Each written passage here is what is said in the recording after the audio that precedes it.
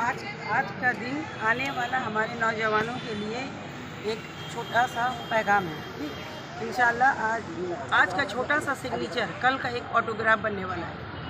तो हम चाहते हैं कि ये चीज़ बड़ा धूमधाम से मनाए, आने वाला नस्ल भी इसे याद करे। It is just the beginning, revolution आएगा इंशाल्लाह और हमारे भारत चमकेगा और इसमें हमारे आने वाले नौजवानों का बहुत बड़ा कंट्रीब्यूशन होगा। तो बस यही चाहते हैं कि इसको अच्छा तरीके से निभाया जाए। एक कहावत है ना, राम सिंह और शेर खान दो जिस्म एक जान होते हैं।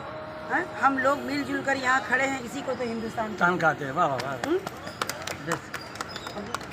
যেটা চাঁদ ওয়েলফেয়ার ট্রাস্টের তরফ থেকে আজকে স্বাধীনতা দিবস পালন করছে, তার মেন উদ্দেশ্যটা আমাদের মেন উদ্দেশ্য হচ্ছে চাঁদ ভাইয়ের স্মৃতিকে ধরে রাখবার জন্যে এবং আজকে 79 ইন্ডিপেন্ডেন্স ডে আমরা শেখ চাঁদ ওয়েলফেয়ার সোসাইটি এবং সোসাইটি মিলে আমরা জয়েন্টলি করছি।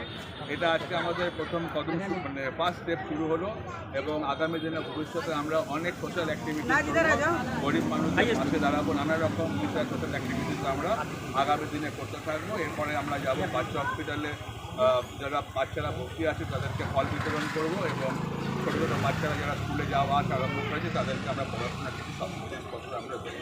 মানে কতজন বাচ্চাকে দেওয়া হবে? এখানে 60 জন বাচ্চাকে দেওয়া হবে।